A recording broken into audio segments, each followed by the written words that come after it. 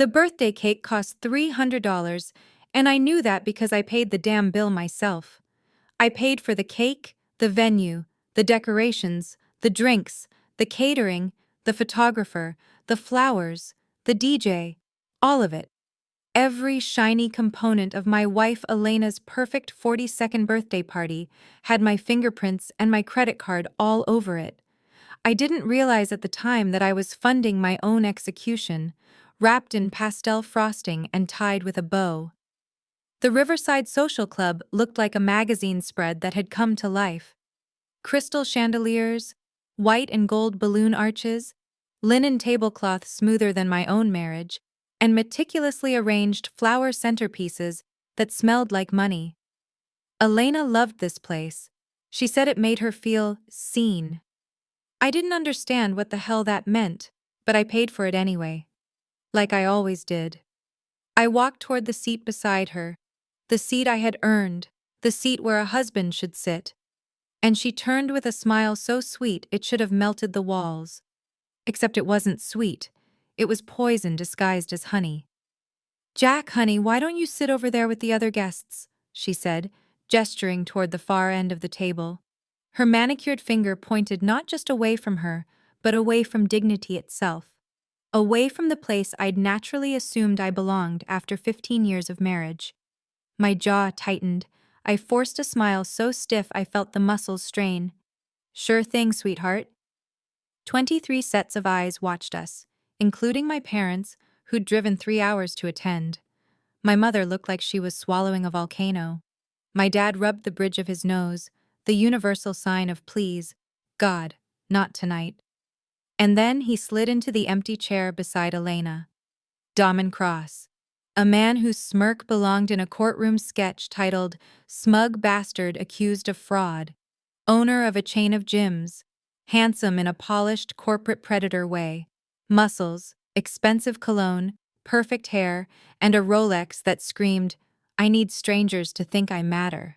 I'd never hated the smell of citrus cologne before that moment. "Beautiful party, Elena," Damon said, placing his hand on the back of her chair like he'd practiced it. "You look absolutely stunning." Elena giggled, a sound I hadn't heard directed at me in years.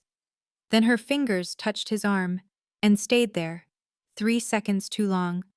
3 seconds too intimate. 3 seconds confirming the suspicion that had been gnawing at the edges of my sanity for months. Her friends nodded like bobbleheads at a dealership. Her mother's lips curled into the satisfied smirk of someone who had always thought Elena married beneath her. I took a slow breath. I swallowed the urge to overturn the entire table.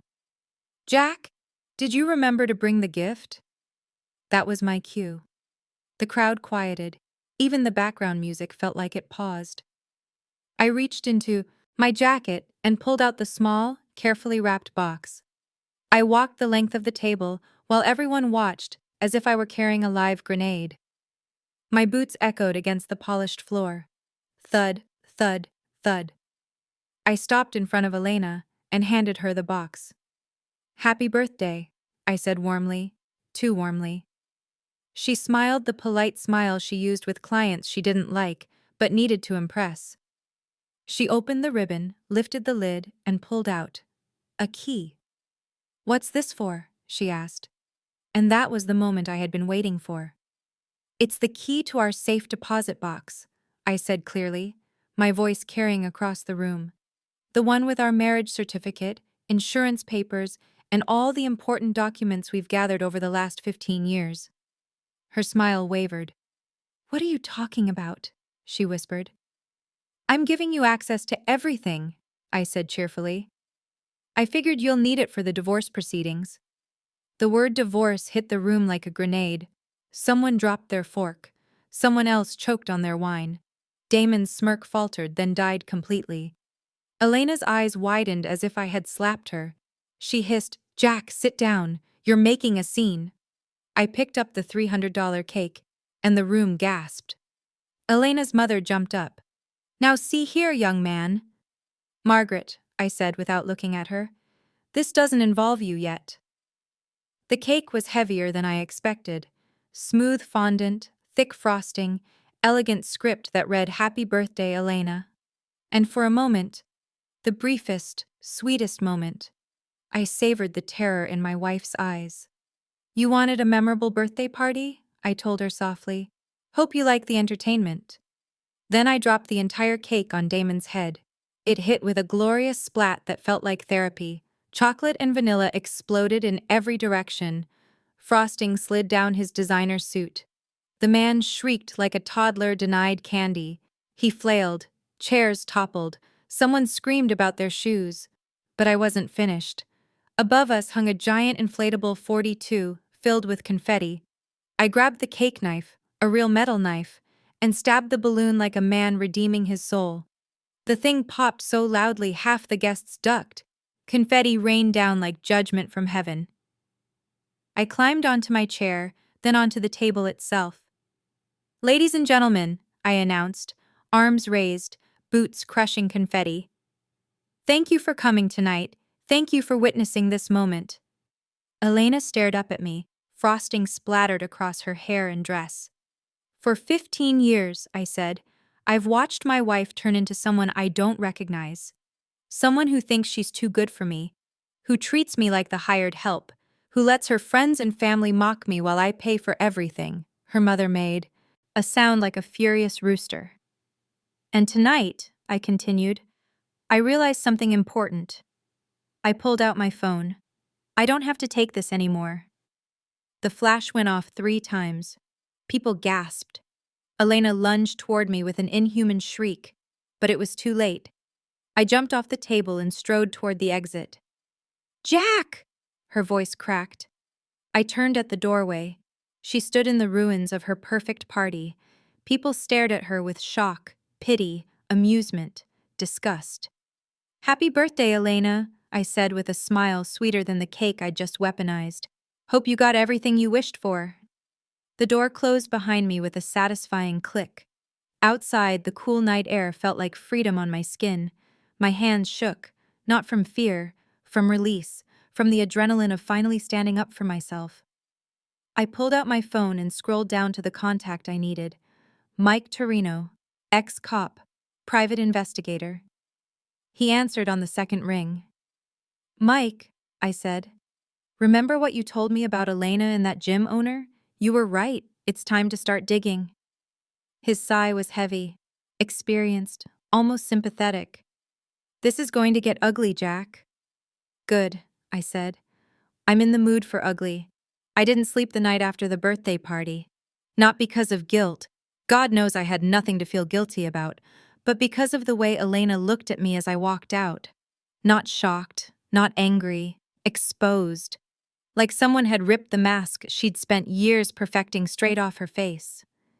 The images replayed in my head, the cake sliding off Damon's chest, the popping confetti, the gasps, the camera flashes, the sound of the inflatable 42 collapsing like a dying animal. If I hadn't been living that moment myself, I'd swear it was a movie scene. But real life doesn't end after the credits. The morning after, the fallout began. Elena didn't come home that night. For the first time in 11 years of marriage, I woke up in a silent house. No coffee brewing, no classical music humming from the kitchen, no heels clacking across the hardwood floors. Only me, the empty bed, and the smell of cheap plastic from the deflated party decorations still stuck to my clothes. At 10 a.m., I finally got a text from her. "Elena, you humiliated me. I need space." I stared at the words, then locked my phone without replying. Space? Sure. I'd give her more than space. I'd give her a fucking solar system. First step, call Mike. Mike. The man they should warn married men about. Mike Harrison wasn't just my friend. He was the guy you called when you needed answers you couldn't get legally. A retired police detective who still acted like he never returned the badge. Mike lived in a world of gray where truth didn't always need a warrant. When he picked up the phone, he didn't even say hello. "Do you want the full thing?" he asked. "Everything," I said. "No limits." He sighed like he'd been waiting for this day. "Come over." Mike lived in a small, cluttered house filled with crime scene photos empty whiskey bottles, and enough surveillance tech to make the CIA nervous. I stepped inside and instantly recognized the board. The one he pulled out only for serious clients. A full corkboard, already half filled, the red strings stretching from photo to photo, dates scribbled, notes pinned, faces circled. "Elena?" I asked, even though I already knew. Mike nodded. "I started 2 months ago," he said. "You asked me to check only if something felt wrong." Well, something felt wrong. He tapped the board. "This," he said, "is much worse. The evidence, photo after photo, date after date, location after location. Elena outside Damon's gym, kissing him like a teenager sneaking around behind her parents' back. Elena in his car. Elena entering his apartment at midnight. Elena leaving at sunrise. And then, the cottage. "What is that?" I asked, pointing at the picture. "Private cottage, 45 minutes out of town. Damon rents it monthly. They meet there every other weekend." In the photos, Elena looked younger, happier, alive, like she hadn't looked with me in years.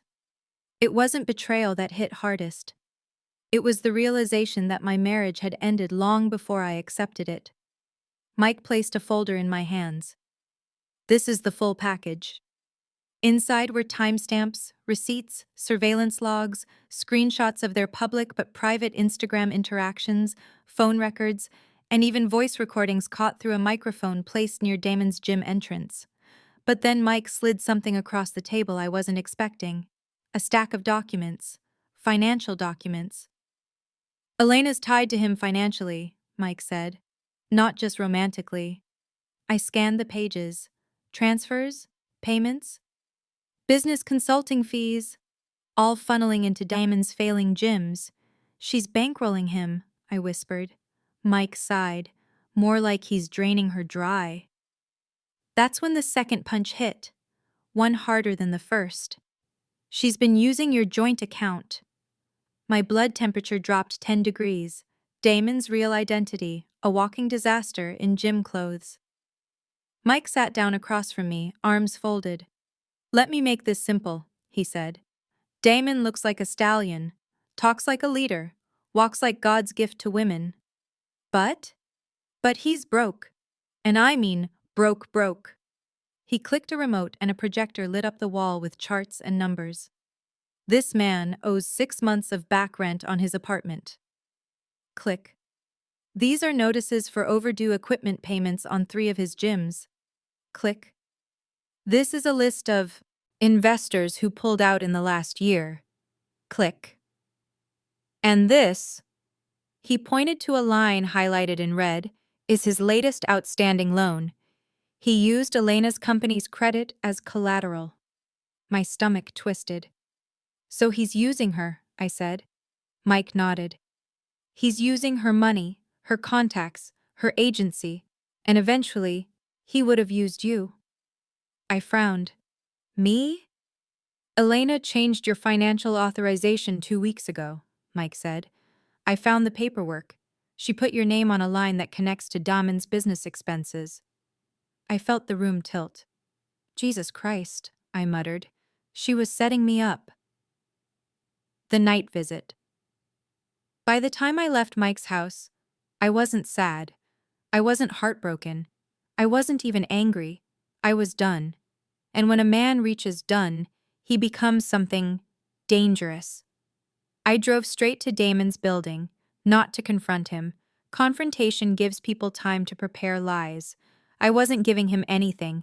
Instead, I pulled into the underground parking lot, parked my car in a blind corner, and got out. I walked up to Damon's midnight black BMW, the same one Elena had been in the day they skipped their business lunch, and I took out the small red bottle Mike had given me. "Just in case," he had said. Sugar. The oldest trick in the book. Still devastating.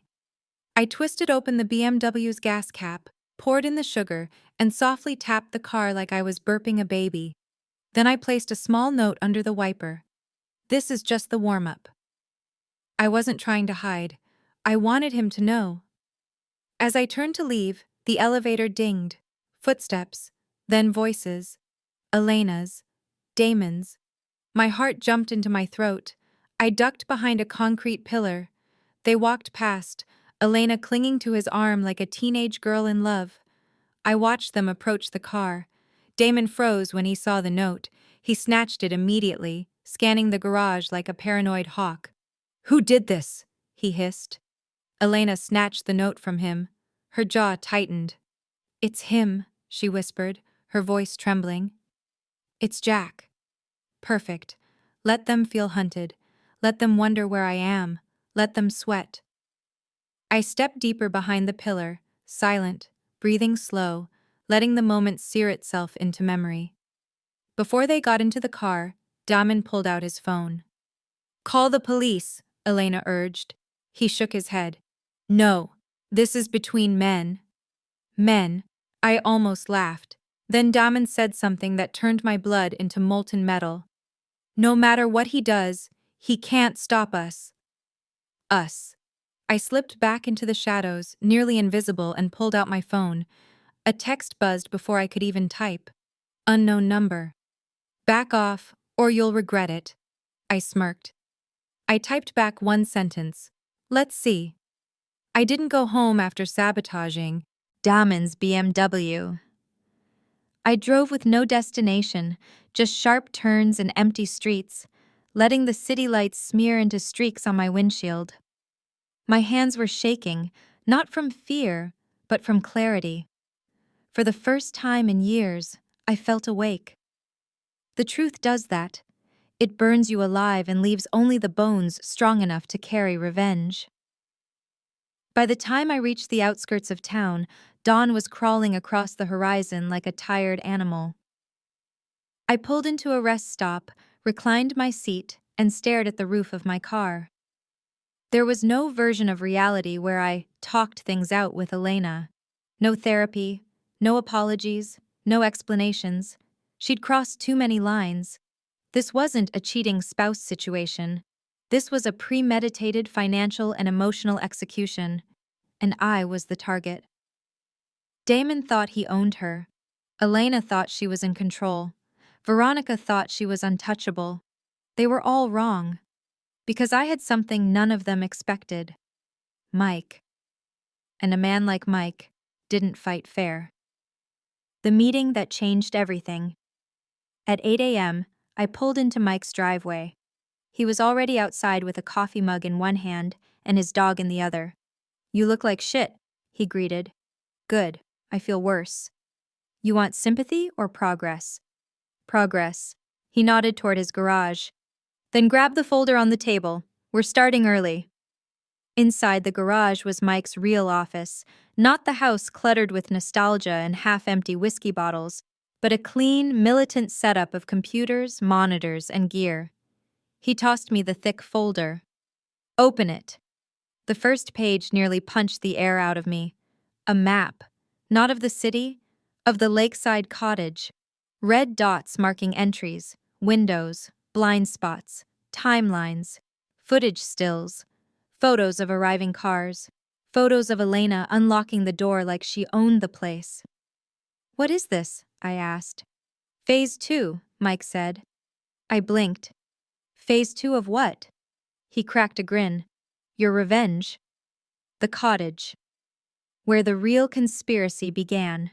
Mike clicked through surveillance footage from the cottage. "This isn't just a love shack," he said. "There's more going on." I leaned closer as he played clips. Elena wasn't just going there for sex. She was meeting other people. People I didn't recognize. "A man named Baxter," Mike said, tapping the screen, "runs a shady financing group. Think loan shark business dressed up like an investment firm." "And the others?" "Veronica," he said. "Your wife's assistant. And another guy, Damon's business partner." I froze. Elena told me she hardly talks to Veronica outside of work. Mike smirked. "Well, here she is, drinking wine with her in a secret cottage. Doesn't look like a boss-employee relationship to me." He switched to another set of photos, screenshots, from documents he managed to capture through a high-zoom lens from across the lake. Financial statements. Authorization letters, proxy documents, a business registration with one particular name listed in small print at the bottom. My name. What the hell am I signing for? I whispered. Debt, Mike said. You're about to be named as financial guarantor for a new business Damon's trying to open. My stomach dropped. They didn't get my signature. No, Mike said. But they got Elena's, and she forged one of your initials, not enough to legally work, but enough to show intent. I inhaled deeply. It wasn't just betrayal. They were framing me for debt that could bury me alive. How long has this been happening? I asked. Mike shrugged. Hard to say. I started collecting this 6 weeks ago. I'd guess it began months before that. The rage returned, but this time it was cold and intelligent. Tell me what I need to do. Mike smiled like a wolf. Now you're speaking my language. Operation Ghost Husband Mike laid out a plan that made my skin buzz. You don't confront them, he said. Not yet. You vanish. You become a ghost in your own marriage. They need to think you're clueless and spiraling. Why? Because desperate men make mistakes, and they need to make them on record. He handed me a burner phone. This will be the only number I contact you on. Delete everything else from your phone. Don't check Elena's social media. Don't react to anything she posts. Don't argue. Don't question. Just disappear. I nodded. What about following her? Leave that to me. He pointed to a board filled with movement schedules. Elena's work hours, Damon's gym shifts, the cottage meetups, Veronica's errands, Baxter's visits. I blinked. How did you? I didn't retire because I wanted to, Mike said. I retired because they couldn't prove anything. Of course. Of course that's the man I needed. Your job now, he continued, is to pretend to be the useless, heartbroken husband they already think you are. I laughed bitterly. Should be easy. He clapped my shoulder. It won't be.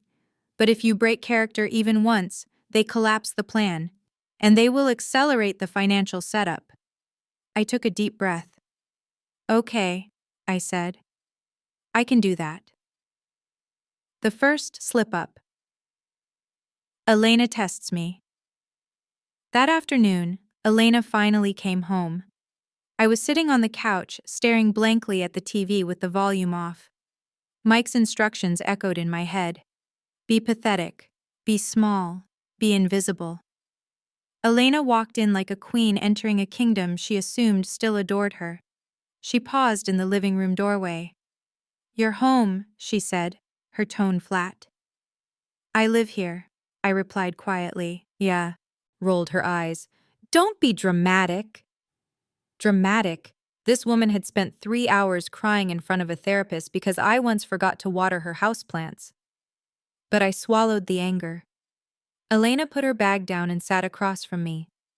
I need to know what your plans are, she said. We can talk about boundaries, space, and financial separation.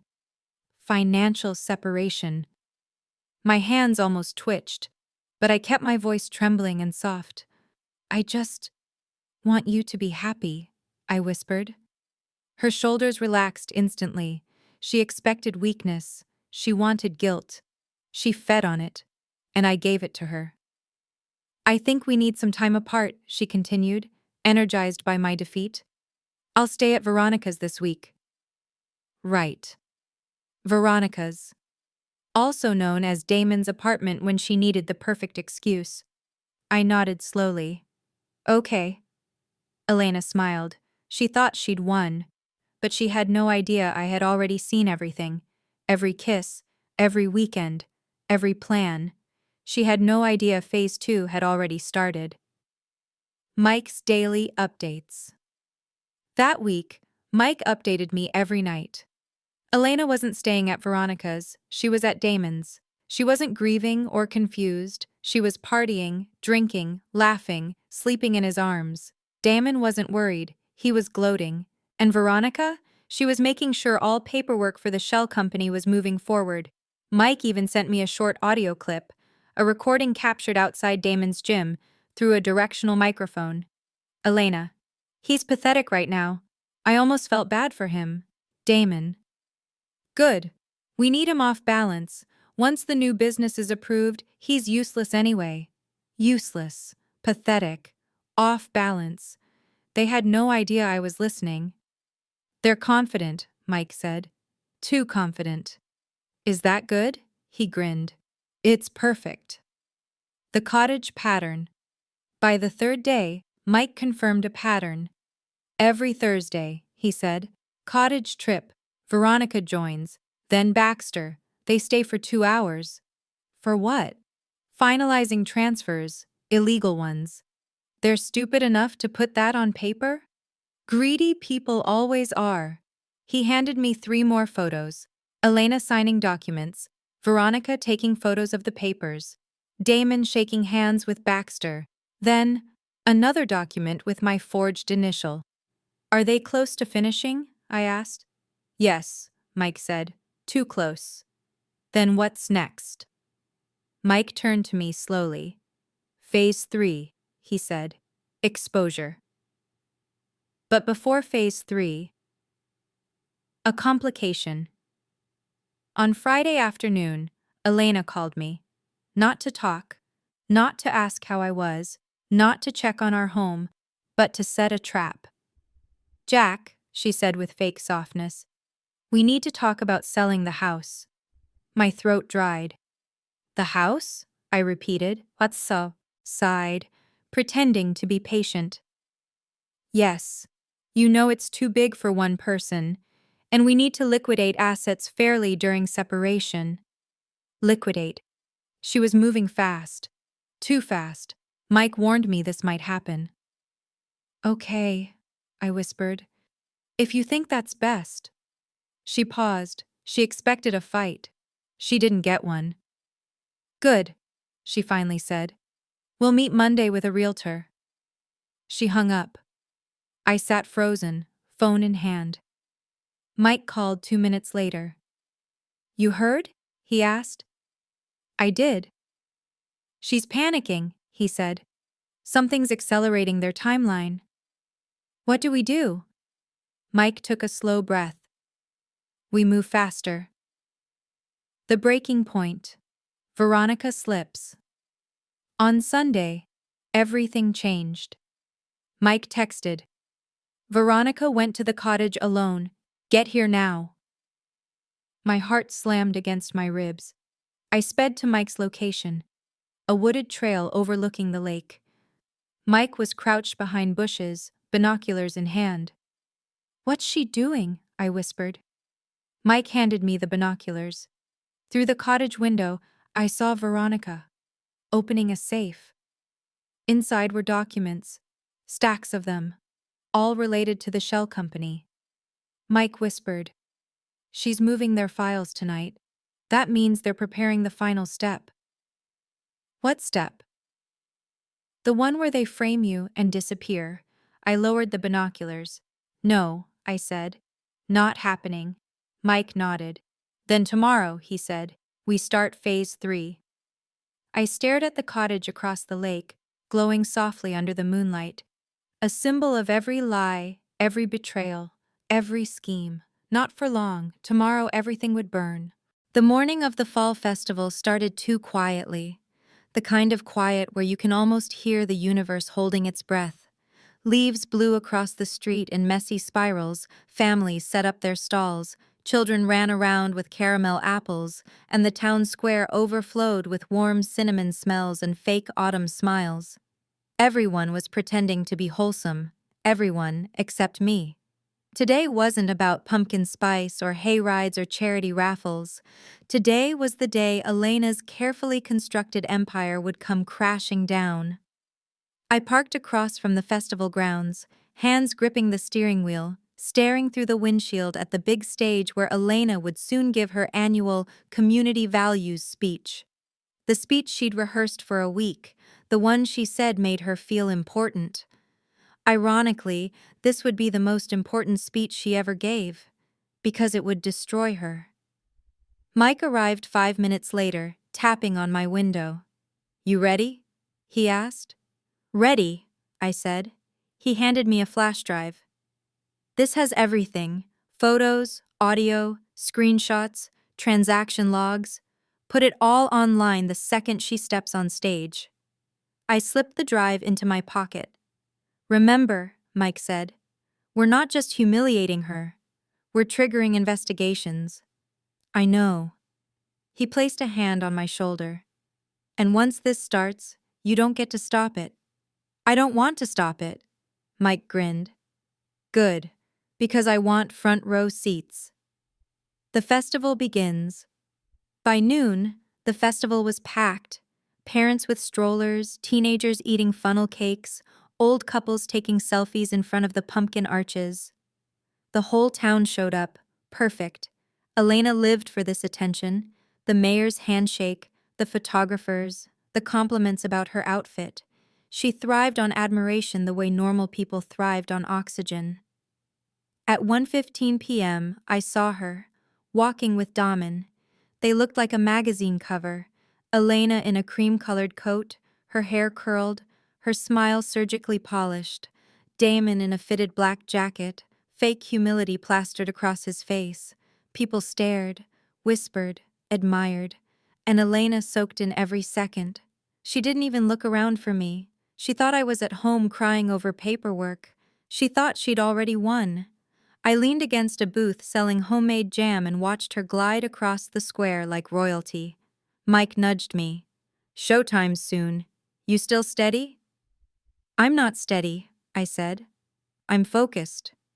Good answer. The moment the stage lit up. At exactly 2 o'clock p.m., Elena walked up the stage steps, her heels clicking like arrogance carved into sound. The mayor introduced her. "Please welcome Elena Hartwell, founder of Hartwell PR Agency, longtime community supporter, and a woman who represents dedication, honesty, and leadership." Honesty, leadership. I nearly choked. Elena stepped to the microphone, smiling at the applause. Her voice rang out smoothly. "Thank you, everyone. I'm so honored to speak again this year. Community is the heart of everything we do, and I believe integrity." I took out my phone. Mike whispered, "Do it." I pressed upload. To every local Facebook group, every community page, every town forum, every parent chat, every email list, every neighborhood watch page, all at the same time. The photo appeared. Elena kissing Damon outside his gym, both smiling, her arms wrapped around his shoulders, time-stamped and clear. I added the caption, "Looks like some people get more than exercise at CrossFitness." Mike whispered, "And now, we wait." We didn't wait long, the first shockwave. 30 seconds later, a woman in the front row looked down at her phone. Her eyebrows shot up. She whispered to her husband, showing him the screen. Then another person saw it, and another, and another. Phones buzzed everywhere, a rising swarm, like a plague of locusts. Screens lit up, mouths opened. People turned their heads toward the stage. Someone gasped loudly. Another muttered, "Is that Elena?" A teenager shouted, "Yo, check out what's blowing up online." The mayor glanced at his phone, and his expression crumpled like a man realizing he'd bet on the wrong horse. Elena froze mid-sentence. She saw it happening, the shifting, the murmurs, the change in atmosphere. She straightened. "Is everything okay?" she asked into the microphone, her voice suddenly too small. Then someone yelled, "Nice values, Elena." A ripple of laughter, a wave of whispers. Someone took a photo of her on the stage while showing her the phone displaying the affair picture. Elena's face went pale.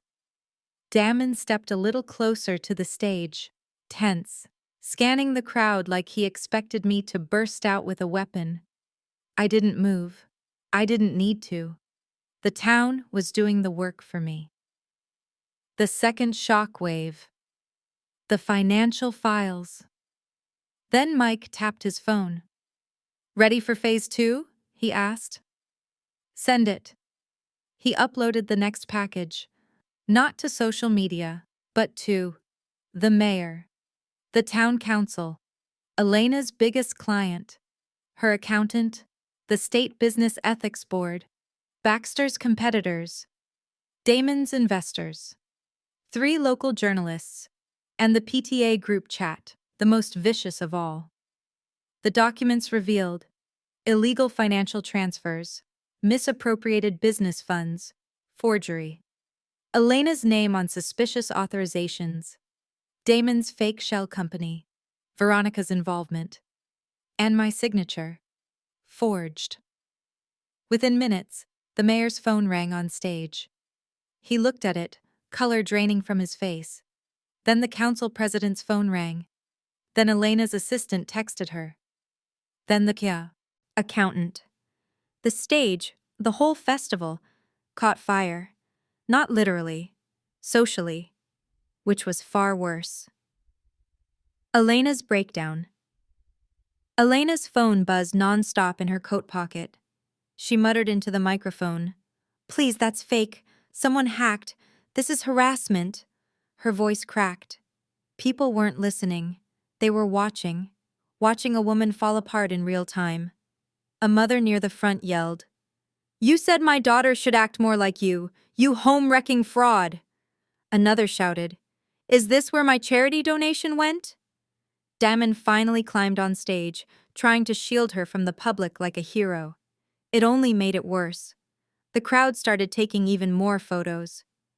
"You two disgust me," one woman spat.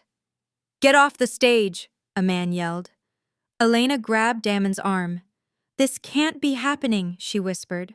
The microphone still on. The entire crowd heard it. She realized too late. Her eyes widened. "Turn it off! Turn it off! Turn it off!" She fumbled with the mic, knocking it over. The feedback screeched loud enough to make people flinch. It was the sound of a reputation dying. Mike whispered, "Beautiful. Just beautiful." Veronica implodes. Then it got worse. Veronica, who had been trying to stay hidden, pushed through the crowd toward the stage, waving her phone. "Elena!" she shrieked. "The accountant is calling. They found the transfers. Baxter is threatening legal action. They're blaming us." Elena's face twisted in panic. "What? No, this wasn't supposed to..." Then she realized the mic was still on. Everything she said was broadcasted. The crowd fell into stunned silence, then erupted. People began shouting. Someone yelled, "Frauds!" A teenager yelled, "This is better than Netflix!" Parents dragged their kids away. Someone recorded the whole meltdown.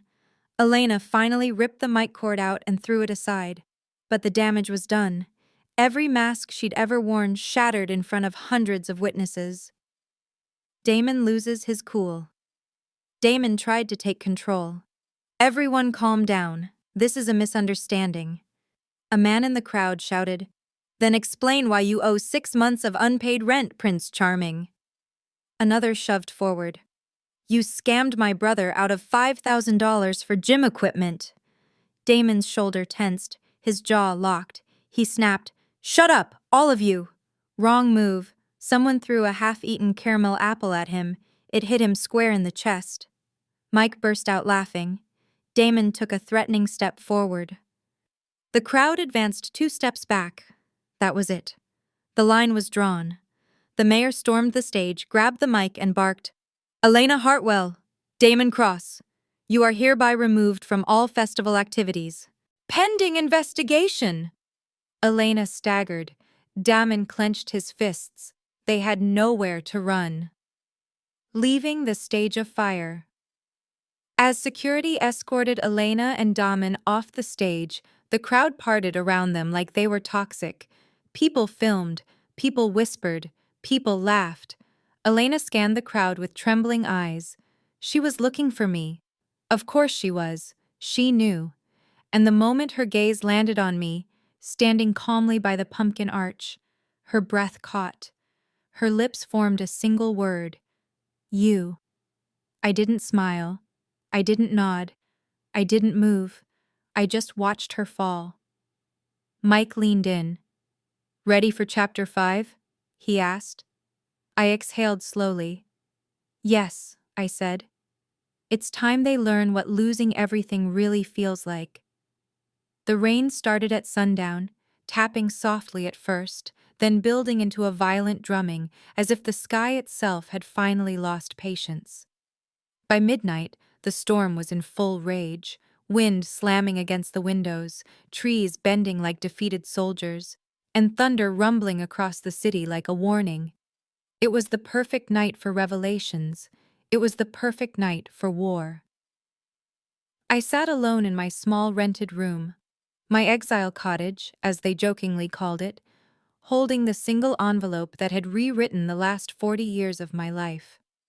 I had read it once, twice, then 10 more times, until the words blurred and bled together, until my hands trembled too much to hold the paper steady.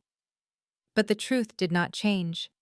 My children had not betrayed me out of greed. They had betrayed me because someone else had told them to, someone very familiar, someone who had pretended, for half a lifetime, to be on my side, someone who had watched my family crumble and smiled quietly behind my back. And tonight, I was going to confront that person. I left the house without an umbrella. The rain soaked me instantly, but I hardly felt the cold. I walked with the envelope in my pocket, my steps slow, deliberate, almost ceremonial. For years, I had believed the worst thing in life was being abandoned by your children. Turns out, the worst thing is realizing they were manipulated all along. When I reached the old neighborhood, the place I had fought so hard to keep alive, most of the streetlights flickered. Some were dead entirely, swallowed by darkness. My shoes splashed through puddles, and the wind howled like a wounded animal. At the far end of the lane stood a 2-story house with white walls and black iron gates. The house where everything had started. I pushed open the gate. It groaned loudly, as if warning the occupant I was coming. I didn't care. I knocked on the door once, then again. The third knock was loud enough to shake the wooden frame. A few seconds passed. Then the door opened, and there stood Mizan, the man who had been my most trusted friend for 30 years, the man who used to call me brother, the man whose advice I had followed blindly, the man who had slipped poison into the ears of my children. His eyes widened when he saw my face dripping in rainwater, and something like guilt flickered there, quickly, almost invisibly. "Brother, it's late," he said, adjusting his shirt nervously. "Why are you here like this?" I stepped inside without answering. He opened his mouth to protest, but one look at my face silenced him. I closed the door behind us. The wind howled one last time before the storm swallowed the outside world entirely. The living room looked the same as always, neat, polished, staged, a perfect disguise for a rotten core. I pulled the envelope out and threw it on the table. He stared at it. "I found out," I said quietly. "Everything." His throat bobbed. I don't know what you mean." "You do." I sat down slowly, keeping my eyes on him. "You told my children that I was hiding money from them. You told them I was planning to leave everything to charity. You told them I didn't trust them." Rain thundered against the roof. The lights flickered. He didn't move. "And you know what hurts most?" I continued. "I believed you were the only person who had no reason to hurt me. But you had the biggest reason." He swallowed again, his face pale. "You wanted the land. You wanted the business. You wanted what I never gave you. And when I refused to make you my partner, you made sure my own children turned against me." The silence was so thick it was suffocating. Finally, he whispered, "It wasn't supposed to go this far." I laughed, a dry, broken sound. "Not supposed to go this far? You destroyed my family. You watched them scream at me, insult me, push me out of my own home. You stood there like a snake in the grass and let them believe every lie you whispered." He pressed his hands to his face. I didn't think they would believe me." That," I said, is the problem. You thought you could manipulate everyone because you underestimated their love. And you underestimated me. He looked up sharply. What do you want? Nothing, I said. Not from you, not anymore. I stood. But I needed you to know that I know. I needed you to see it in my eyes. Because now the game has changed. He stood too, suddenly panicked. What are you going to do? I walked to the door. I'm going to take back my family. He rushed forward. Your children won't listen to you. They think. I turned slowly. That's where you're wrong. They won't listen to me. But they will listen to the person who wrote that letter. His face drained of color. You didn't. Oh, I did. He stumbled backward. You went to her? Yes, I said. To your ex-wife. Lightning lit the room, illuminating. The shock on his face. She told me everything. His legs gave out, and he collapsed onto the sofa. I opened the door and stepped back into the storm. You thought you were the only one who knew how to play games, I said softly. But you forgot something. He looked up helplessly. I taught you. Then I walked away. The rain welcomed me back like an old friend. My heart was heavy, but my mind was sharper than it had been in years. The truth was a weapon now, and I finally had the courage to use it. My children were not villains. They were victims. Victims of someone who wished to replace me. Slowly, cleverly, quietly. But tonight had changed everything. By tomorrow, they would know the truth, and by next week, my family would stand with me again. The storm thundered above, but inside me, something calmer had awakened. Peace, resolve, strength. For the first time in years, I felt unbroken. I kept walking toward the dawn that hadn't arrived yet, knowing this storm wasn't the end. It was only the beginning.